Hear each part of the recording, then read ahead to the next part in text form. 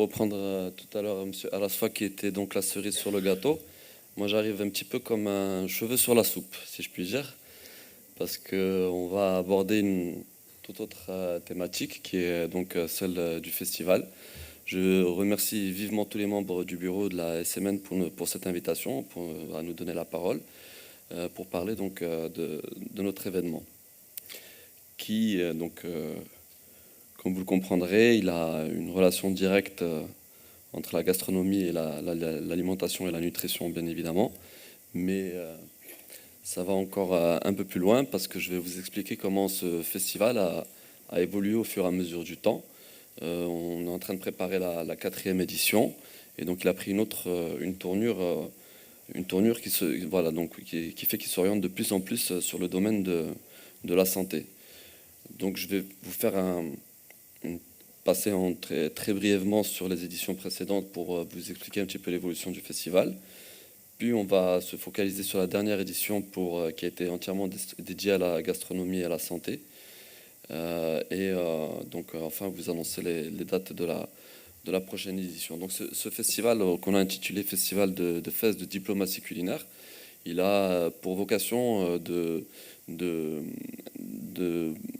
donner la parole en fait, à l'échange culturel, l'échange entre les cultures à travers la gastronomie. C'est un concept qui existe depuis la nuit des temps. La table est très fédératrice. La gastronomie fait partie, une partie majoritaire du patrimoine culturel de chaque nation. Et chaque nation est extrêmement attachée à sa gastronomie. Le concept même de diplomatie culinaire existe sous différentes formes. Certains l'appellent la gastrodiplomatie. Personnellement, j'aime pas beaucoup cette expression, mais c'est un concept qui est très courant de nos jours. C'est un petit peu le soft power de toutes les nations. Et il y en a qui s'y adonnent plus que d'autres, comme la France, où on a beaucoup plus l'habitude justement de l'influence française dans la gastronomie, mais aussi de nouveaux pays comme le Pérou, par exemple, qui s'est classé avec un travail de plus de 30 ans, a réussi aujourd'hui à se classer parmi les 5 meilleures gastronomies du monde selon tous les concours, tous les classements. Donc notre festival avait pour vocation au départ, enfin toujours, de mettre justement en communication ces différentes cultures à travers l'art de la gastronomie. La première édition a eu lieu en 2016. On a reçu plus de 2000 festivaliers. On organise des concerts, des conférences, des expositions, des projections de films, mais aussi bien sûr des dîners gastronomiques. Ça s'étend sur 4 jours en fait. Les 3 premiers jours, il y a tous les soirs un dîner gastronomique qui fait rencontrer le Maroc dans une de ses traditions, c'est-à-dire arabo-andalouse, amazigh ou hébraïque, avec un autre pays. Et donc il y a un échange tant au niveau de la cuisine elle-même, c'est-à-dire en coulisses, les chefs qui travaillent ensemble, et ça peut donner lieu à des chocs culturels ou bien au contraire des solutions. Et il y a un échange aussi pendant les dîners eux-mêmes, puisque c'est des dîners débats, durant lesquels on parle donc de thèmes d'actualité. Et la diplomatie prend sens aussi dans le fait que c'est la table, on se réunit autour d'une même table, et ce qui est propice au dialogue et à l'échange d'informations. Il est aussi marqué par un événement assez important le quatrième jour qu'on organise qui s'appelle le déjeuner des 1000 convives. Ça se passe dans la province de Sfro ça rassemble donc plus de 1000 personnes et c'est aussi l'occasion de mettre en place une exposition des produits du terroir où on en reçoit plus de 200 exposants qui ont tous leurs fiches techniques explicatives des vertus de leurs produits. Et au fur et à mesure, cette importance qu'on a accordée aux produits du terroir s'est accentuée par le temps et a donné une dimension justement avec en mettant en interaction les chefs, les petits producteurs du terroir et certains experts. Le festival s'est de plus en plus intéressé sur le fait que la gastronomie saine, bien évidemment, se base sur des aliments sains et des ingrédients sains, qui sont pour la plupart issus du terroir. Et je sais que le terroir marocain est extrêmement riche en la matière. On vient de le voir avec l'exemple de l'huile d'argan. Il y a d'autres exemples, bien évidemment. Et donc, de plus en plus, l'évolution du festival a fait qu'on s'est intéressé au domaine de la santé. En avril 2017, on a reçu des chefs étoilés qui eux-mêmes nous ont parlé de leur travail et de leur... il y a une tendance maintenant chez les chefs dans le monde entier à se réintéresser vraiment aux aliments simples de base, parce que quand on parle de gastronomie, on pense aux huîtres, aux produits un petit peu de luxe, alors que au contraire, on se rend compte que la tendance est de revenir à l'essentiel et aux vertus des produits eux-mêmes, et aussi de la manière de les préparer. Donc, ce qui nous a amené à la troisième édition qui a eu lieu du 19 au 22 avril 2018, où là, le festival a été entièrement dédié au thème de la santé dans la gastronomie. On a pris comme fil conducteur l'euphorisme de Brian Savarin: dis-moi ce que tu manges, je te dirai ce que tu es, je te dirai qui tu es. Et la thématique donc était art culinaire, santé et sagesse du monde. Produits du terroir du Maroc et d'ailleurs. On a eu la chance d'avoir des exposants de producteurs du terroir du monde entier, de Tunisie, du Mexique et d'autres pays. Et on a aussi impliqué beaucoup plus les experts dans le domaine, à savoir donc le professeur Mourad El Asfa, qui nous a fait l'honneur d'être parmi nos intervenants lors des conférences. Donc on a organisé plus de 2 conférences par jour. On a eu aussi l'intervention du professeur Henri Joyeux, qui a beaucoup travaillé sur la question de l'alimentation aujourd'hui. Mais parmi les experts, on a aussi les chefs eux-mêmes. Donc on a eu la chance d'avoir le chef Wafir, qui est par exemple le chef le plus en vogue en Tunisie, et qui est également le chef de l'équipe nationale sportive de football tunisienne, et donc qui lie beaucoup la gastronomie avec le domaine du sport, qui rejoint donc encore une fois le domaine de la santé. Et le chef Christian Tetedois, qui est donc étoilé Michelin, et qui lui effectue un travail très, très profond, très, très recherché sur les produits du terroir et sur la vertu des produits les plus simples parfois. Et il effectue aussi tout un process d'introduction de la gastronomie dans les hôpitaux. Il organise donc des dîners vraiment gastronomiques dans certains hôpitaux en France, où parfois justement ils n'ont pas accès à ce type de cuisine. On a eu la chance de voir ce que je pourrais appeler des champions nationaux, comme donc l'exemple de l'huile d'argan comme médicament vert, mais aussi l'huile d'olive à travers la marque Olivi, qui a fait certaines prouesses, même si elle peut être un petit peu controversée. Donc encore une fois, le festival a été très, très couvert médiatiquement. On a été retransmis à travers le monde entier à travers TV5. Mais aussi, donc, on a eu une affluence beaucoup plus importante. Cette année, on a avoisiné les 5000 festivaliers.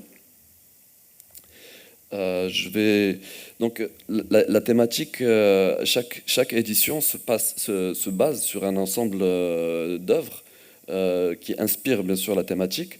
Et là, on voit donc la question de la santé dans la gastronomie remonte à très longtemps. Donc, s'est basé sur des livres comme du régime de Hippocrate, mais on a aussi fait des recherches un peu plus complexes, où on a retrouvé un ouvrage entièrement dédié à la cuisine et à la diététique dans l'Occident arabe médiéval, qui date du XIIIe siècle, qui est un ouvrage anonyme. Mais voilà, donc cette question a toujours été d'actualité. Et donc plus récemment, avec le livre du professeur Henri Joyeux, Changer d'alimentation, qui donc a été un best-seller cette année. Je vous propose de vous montrer quelques images du festival pour vous donner une idée de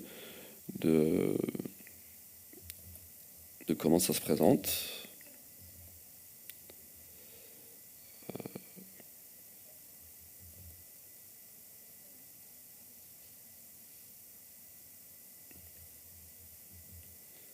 Donc, pas le son.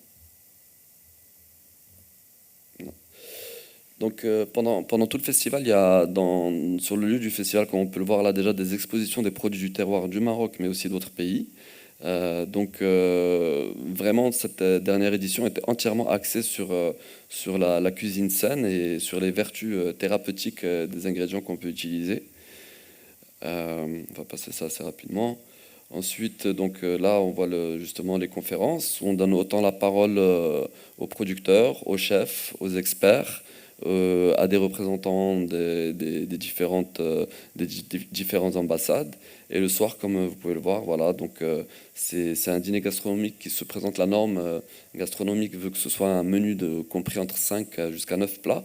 Nous, on s'est basé sur un menu de 7 plats par personne, et donc il est servi à table. Et pendant le dîner, il y a des prises de parole, autant des chefs que des experts, qui nous expliquent les méthodes de préparation et de cuisson. Par exemple, on a eu la prise de parole de l'écrivaine journaliste Christine Joyeux, qui a beaucoup travaillé sur la cuisine, la méthode de cuisson à la vapeur douce, qui est vraiment la méthode qu'elle préconise aujourd'hui, car elle permet de conserver au mieux les vertus thérapeutiques de chacun des aliments.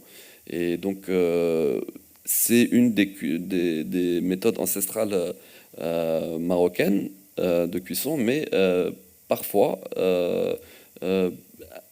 pas utilisée à son meilleur avantage, car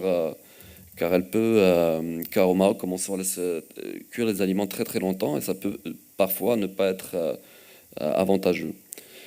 Voilà, donc c'est l'occasion d'exposer des produits qui sont phares.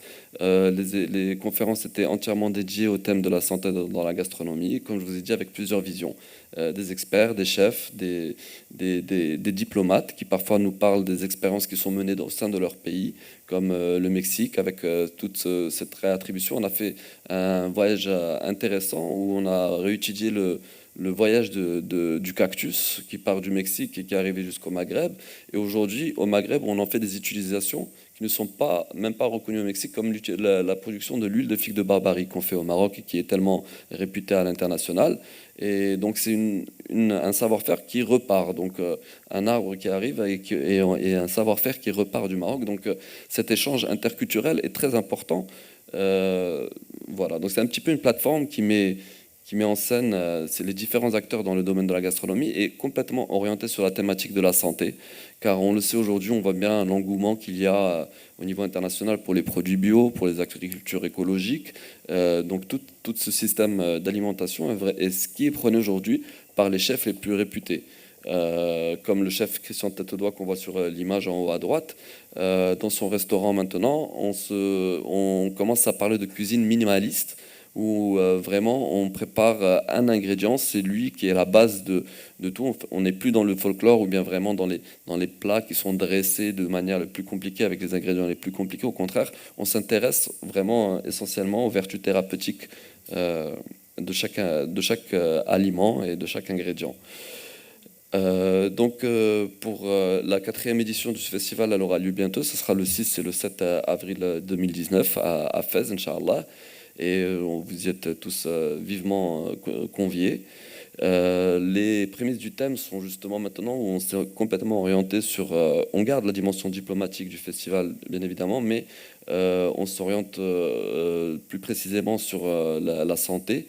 Et la thématique de cette 4e édition sera la question de manger sain avec peu, car justement on croit qu'il y a une recrudescence d'intérêt pour l'alimentation saine, et alors que on se rend compte que les produits bio, qui sont censés être les plus simples possibles, sont ceux qui sont le plus chers.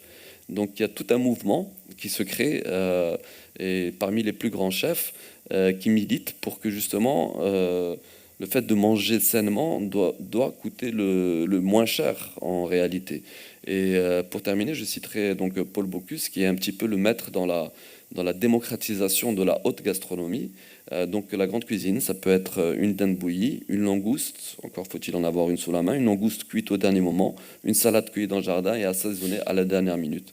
Donc c'est un des pionniers de la gastronomie française qui casse un petit peu le mythe en expliquant que justement une cuisine gastronomique saine se base sur des ingrédients sains qui sont à la portée de tout le monde et qui justement sont loin du mythe de la gastronomie de luxe dont on a toujours l'impression qu'il s'agit quand on parle de gastronomie. Voilà, je vous remercie pour votre intérêt.